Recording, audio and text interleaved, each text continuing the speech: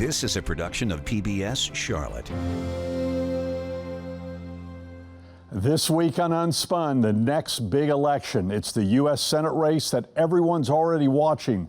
The high-stakes fight right here in North Carolina. Democrats see it as their best chance to recapture the Senate, but can they convince their dream candidate to run? And are Republicans having second thoughts about the senator they already have? We'll talk with Jessica Taylor from the Cook Political Report about the state election that could decide who controls the Senate nationwide.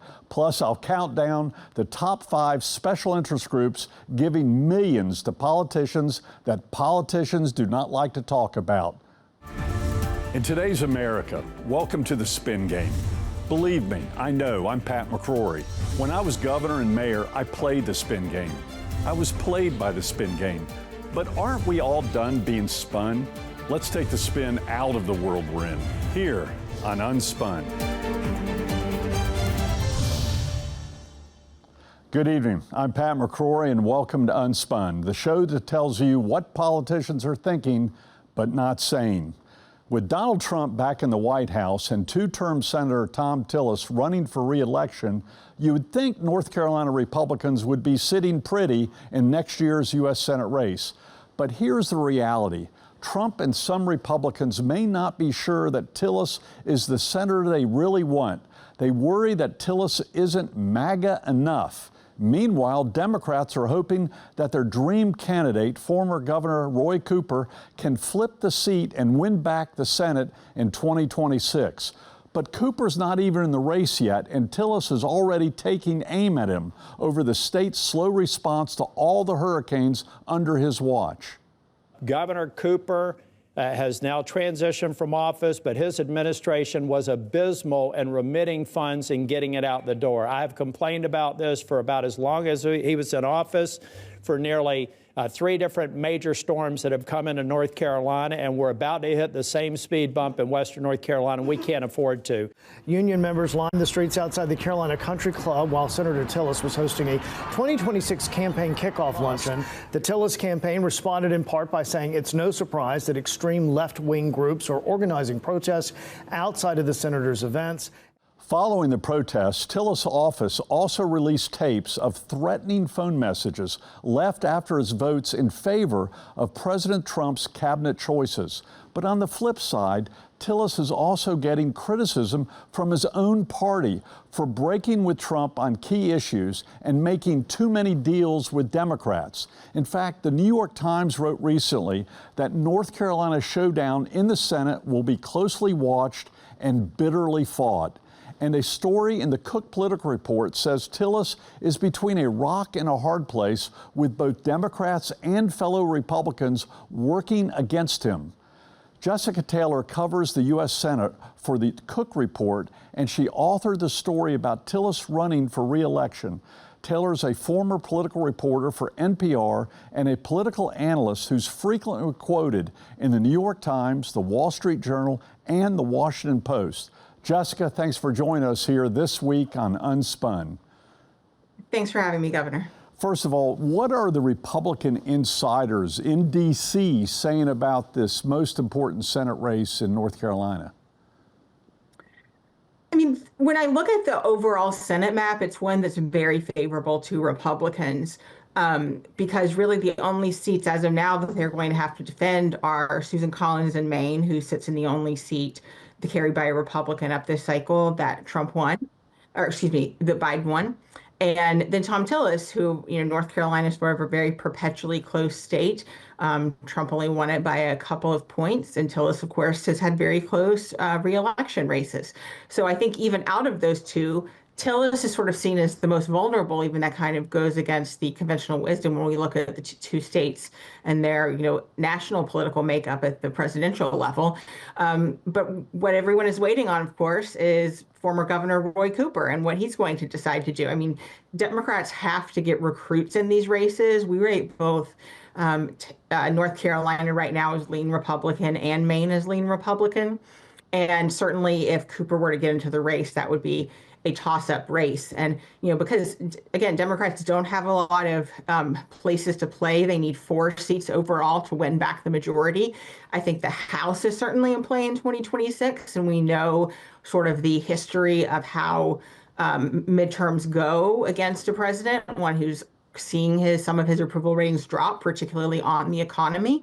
And, Tillis is someone who marches to the beat of his own drummer a little bit, more so than anyone. He's sort of caught between a rock and a hard place, because he can't sort of anger that right flank, or, he's been threatened with primary challenges before, and he's sort of backed off, particularly on the vote to confirm Pete Hegseth as Secretary of Defense. He was certainly wavering up until, the 11th hour.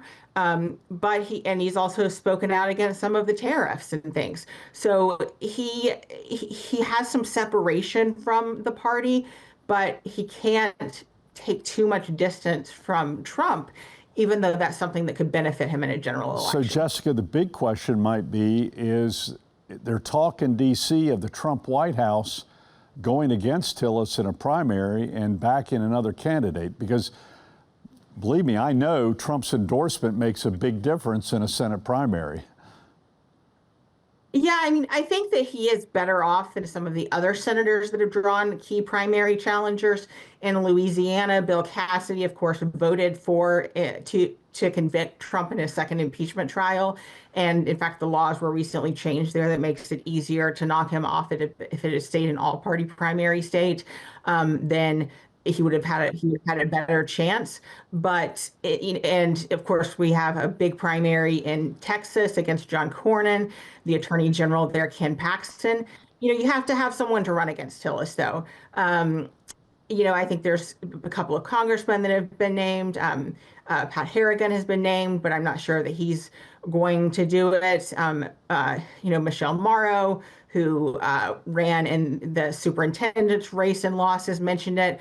But, to come out and beat someone like Tillis that has strong fundraising.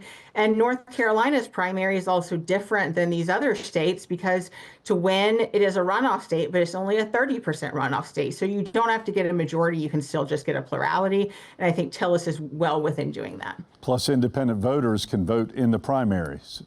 So that's another interesting twist in North Carolina, which could give Tillis more of an advantage, because he'd appeal to the more centrist voters. Well, let's talk about the Democrats. The Democrats have a history of giving up on this Senate race. Even when they have perceived good candidates, they withdraw their money at the last minute and move it to someplace else. Do you anticipate, regardless of who the Democrat nominee is, are the Democrats, as Chuck Schumer, going to really give money to it or give up on it?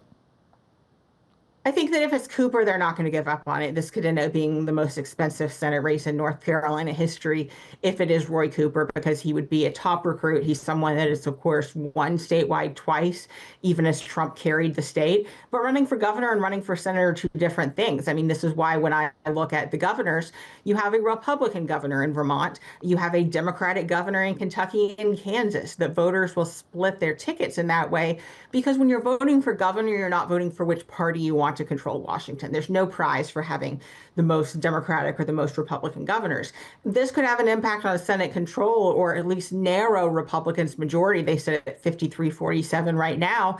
If they narrow it, then even if they don't win the majority, that could give them a better chance in 2028. But, again, I think Cooper would not run if he were not assured that this would be a top tier state. And I think, again, just sort of given Democrats' small field of opportunities, North Carolina stands out as the most possible. Now, if there is a weaker nominee, if Cooper passes and a candidate that's not able to raise money, I've heard if he doesn't run, of course, we know that former Congressman Wiley Nickel is in there, but he's sort of not the guy that people want in D.C. I think there would be an effort to get Attorney General Jeff Jackson to run, Lieutenant Governor Rachel Hunt.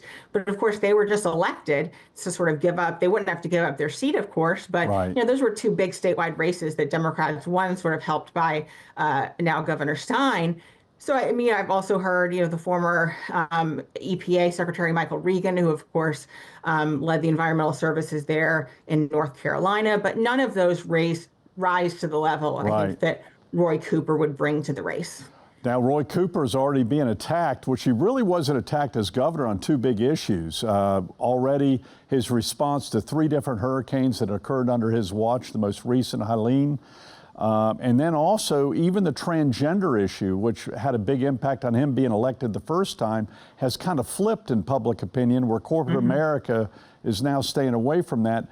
Tillis and some super PACs are bringing up those issues. What do you think about that? Yeah, the Republicans have already put in over 100 FOIA requests for the Cooper administration on different things. And I think you hit exactly on the top 2 issues that Republicans are talking about. They're going to hit him on hurricane response. It's not just Helene, but a few others. And then you're right, the transgender issue has certainly changed since 2016. And that's something that we saw. I think Democrats did not think it was going to be as effective as it was in 2024. But I think, again, one of Trump's most effective ads was he's for you and she's for they, them, when attacking Harris. And I saw that pop up in Texas races and Ohio races across the country in Michigan, other swing states that are akin to North Carolina. Okay, tell in the remaining minute and a half here, tell the people of North Carolina, where will the Washington money be coming from for the Democrat and the Republican? Give us the inside scoop. Who are the big Democratic money people out of D.C. giving to, and who are the big Republican donors that Tillis is after? Tillis, he's a senior Republican there in the state. I think that he's going to get a lot of ones from financial services, from PACs and things. They're going to donate either to him or to Republican PACs. And I think you're going to see Cooper getting labor support. I think he is someone that could raise. We, of course, see Democrats doing a better job at raising small dollar donors. He's not as, I think, he's not someone like AOC or even Gretchen Whitmer that might be able to sort of rally a crowd and sort of become a national figure. So that could be a little bit difficult for him. He's kind of more of a vanilla kind of guy. So will he excite online donors is something I'm looking to see.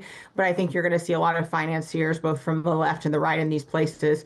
Koch brothers coming in North Carolina. I'm sure because, Americans for Prosperity is very, very active there, of course, in North Carolina. And I think you'll see, Soros money certainly coming in for either Cooper or national Democratic PACs. So I think this isn't, of course, candidate money always goes further because you get the lower ad rate.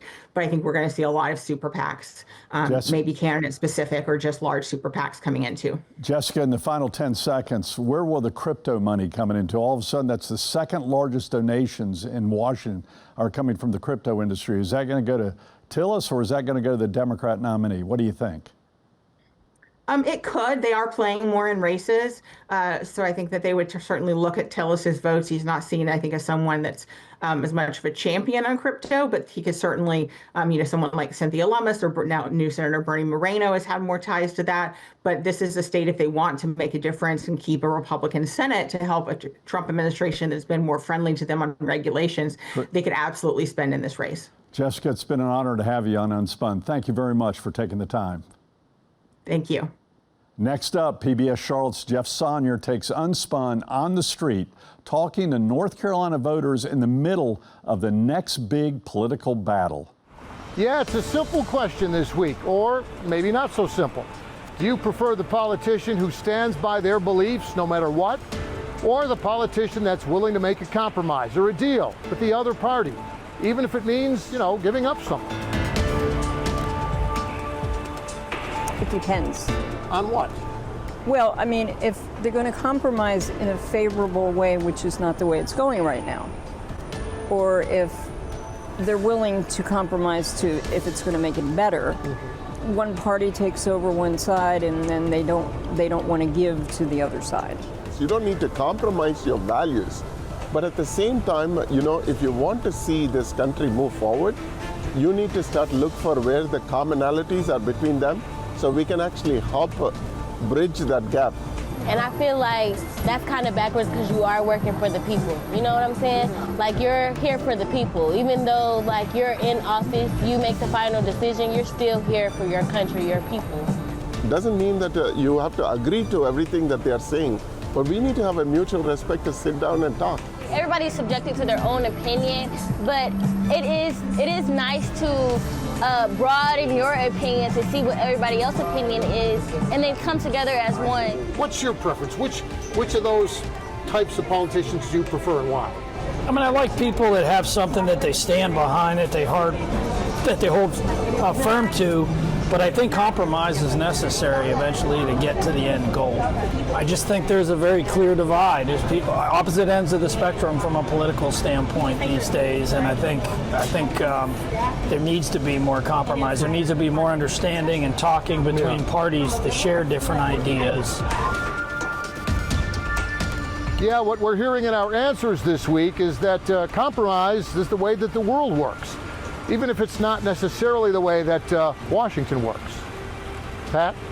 Thanks, Jeff. So what do you think about the issue? Let us know by tagging PBS Charlotte when you post on social media about this week's show. Let us know what you like and don't like about tonight's program.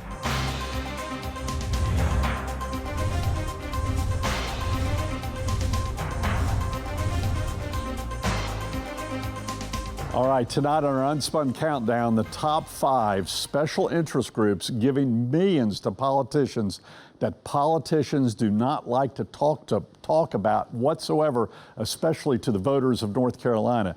Let's start out with number 5. Number 5, university political action groups. Some of the biggest money being donated, especially to state politicians, are from universities. But now that Trump's cutting back on research money, more and more money is going to be coming to politicians from universities trying to put pressure on Trump to reverse those decisions. Number 4, for-profit and nonprofit hospitals. Hospitals are big money, and they have huge political donations to both state and federal politicians because both the state and federal government are creating policy that either benefit or hurt hospitals. Number 3, the marijuana industry, the pot industry. They have some of the biggest lobbyists in D.C. and also in our state capitals. But politicians don't like to talk about taking what we call pot money or pot donations in politics. Number 2, the gambling industry is huge. You see commercials about gambling every day by some of the biggest stars in sports. The gambling industry is trying to expand even more, and they're giving money to politicians to do just that. But the public is very divided on gambling, so politicians don't like to talk about where they're getting all this gambling money from. And number 1, the crypto industry. Politicians don't like to talk about this either because, frankly, they can't explain crypto whatsoever.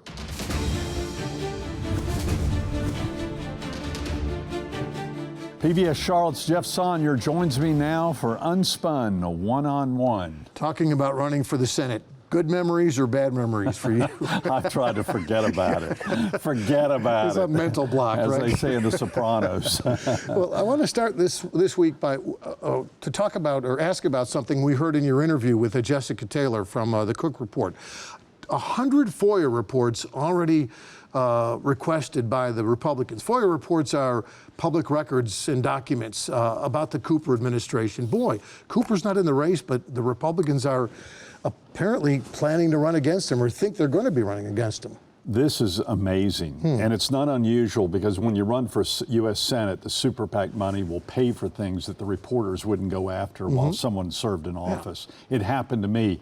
But Roy Cooper is unique because during his 16 years as Attorney General and 8 years as governor, he has said he never used email. Well, that's what you usually get is email. Well, then how did he respond or correspond with internal administration and external people? Did he use another type of message communication link? Believe me, the super PAC, Republican super PACs will try to find out anything on the record from 16 years as Roy Cooper's Attorney General and 8 years as governor, something that we've never seen in public at this point in time. They're looking for things that the press hasn't dug up, but their intent is to hand it to the press in the middle of this campaign. Exactly right. And then the press will take credit for the reporting. That's how politics works now with the media. They're handed information, and then the media will go, we've reviewed all these documents, and this is what Cooper said or didn't say, and who they said it to, which could have a big impact politically, especially on the two issues that could hurt him the most in this campaign, and that is hurricane response and also, surprisingly, the transgender issue, which some say was the result of my defeat and his victory. But now that has reversed in public opinion. I know that Jessica Taylor said that the Democrats are still going to be focused on North Carolina no matter what. But if Cooper's not in the race, that interest has to fall off. So. I'm not sure. You got Jeff Jackson, you got Rachel Hunt, Yep. the daughter of Jim Hunt, Yeah. where a lot of money will come, trial lawyer money will come big. Jim Hunt was very good at raising money. And I wouldn't be surprised if he can still dial the phone for dollars. So the trial lawyer money also is very, very powerful in North Carolina. So it'll probably be the most expensive U.S. Senate campaign, not only in North Carolina history, but it could be the most expensive Senate campaign in U.S. history. Yeah, Tillis's last campaign was the most expensive Senate campaign in U.S. history at the time. Let's talk about Tillis. He was elected to the Senate 2 years before Trump got to the White House. If he's elected this time, he'll be in office 4 years after Trump leaves the White House. When you're in office for that long, does it get tougher and tougher to navigate the changes in politically, even in your own party? Well, I think Elizabeth Dole found that after one term, but Tom has come back to North Carolina an awful lot. That was something my friend Elizabeth Dole was accused of not coming back home to the state. Tom can't be accused of that. So the interesting thing is what will happen with Senate leadership during the next 4 to 6 to 12 years as Tom will move up through the ranks. He had a history he was Speaker of the House in North Carolina after only serving 4 years in the House of Representatives. So he knows how the inside works regarding gaining power and strength and prestige. That's one of his great strengths, is working the system from within. But his biggest issue is going to be the Trump White House. And believe me, I know that endorsement makes a great deal of difference. So that kind of leads me to my next question. How likely is it, do you think, that the Trump White House would actively recruit someone to run against Tillis in the primary? It would be a high-risk move for them because the Trump White House needs this Senate seat more than anything else. And Collins is the other seat in Maine. So they vote with Trump more with him than against him. But will they have a 100% purity test? But the Trump endorsement makes a difference in a primary. They call it the McCrory impact. I mean, Ted Budd was in third place, 30 points behind until the Trump endorsement, and that pulled him ahead of me and Mark Walker, who was in second place. So that will probably still hold true within the next 2 years. As we wrap up, is there anything different in this next campaign in 2026 from when you ran in 2022, something that's changed on the landscape that'll make this race perhaps more difficult or maybe easier for either candidate? When I ran in the Senate, there were a lot of other Senate races going on. This will be the Senate race that the Democrats will spend tens of millions of dollars on, and the Republicans will too. That was not the case in Budd's general election. When Budd ran for general election, the Democrats withdrew from North Carolina. Even though it was only a 2 to 3 point race, they put all their money in Arizona and they won that race. When there's nowhere else to bet, you bet on the race you've got in front of you, I suppose. Absolutely, Yeah. absolutely. And everything's magnified then too, right? Not just the money, but also the flaws of a candidate on either side. We'll see a lot of negative ads against both the Republican and Democratic candidate in both, and maybe in the primaries too. And that could raise the negatives. And so the question is, how negative can someone be in order to get reelected? We'll be watching over the next 2 years. Thanks, Governor. Thank you very much.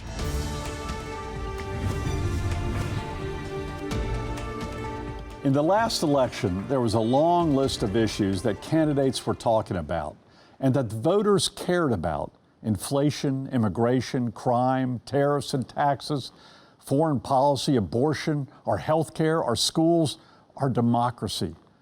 But here's an issue that wasn't on anybody's list of voter priorities: cryptocurrency. So why did almost half of all corporate donations in the last election come from crypto corporations and their political action groups? You know, the New York Times says crypto backers spent over $130 million in 2024 on candidates in both parties, and they won 53 out of 58 congressional races. The crypto industry also gave $18 million to help pay for President Trump's inauguration. Now, that's the kind of big money that potentially buys big political influence in Washington. Now, we're starting to see signs of that influence with crypto-friendly bills in Congress, politicians flip-flopping on their opposition to crypto, and a presidential order promoting and protecting the crypto industry. Plus, crypto campaign money is now moving to the state capitals too, including Raleigh.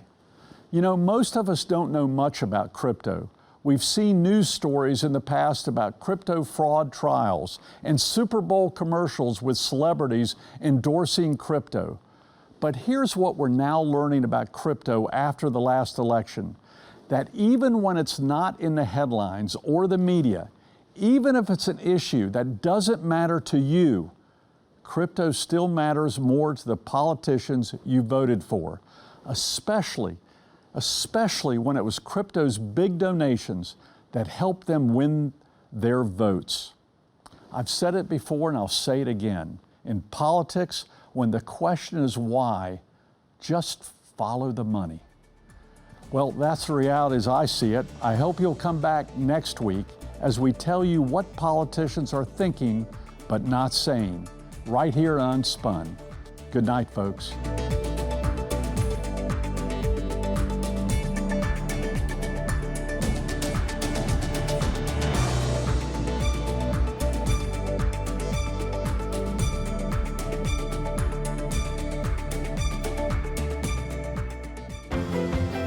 A production of PBS Charlotte.